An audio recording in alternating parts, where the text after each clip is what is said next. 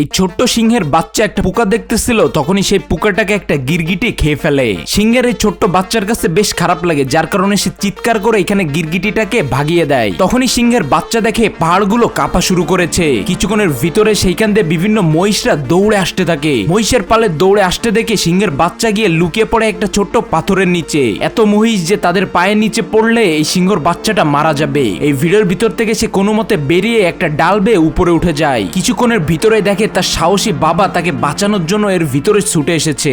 এত মহিষের ভিড়ির ভিতর থেকেও সে তার বাচ্চাকে বাঁচিয়ে একটা পাহাড়ের গায়ে উঠিয়ে দেয়। এই মহিষগুলোকে এইদিকে তাড়িয়ে এনেছে হায়নার দলেরা। এই ছোট্ট বাচ্চাকে বাঁচাতে গিয়ে তার বাবা নিজেও মহিষদের দলের পায়ের নিচে পড়ে যায়। বাচ্চাটা ভাবে তার বাবা হয়তো মারা যাবে, কিন্তু তার সাহসী বাবা এখান থেকে উঠে যায়। আর সে আস্তে আস্তে পাহাড়ের গা বেয়ে যখনই উপরে উঠে যায়, দেখে তার ভাই সেখানে দাঁড়িয়ে আছে। সিংহটা তার হাত বাড়ায় তার ভাইয়ের কাছে সাহায্য চায়, কিন্তু তার ভাই তাকে বাঁচানোর বদলে উল্টো এখানে থাবা দিয়ে নিচে ফেলে দেয়, যার কারণে এত মহিষের পায়ের তলে পড়ে সিংহটা মারা যায়।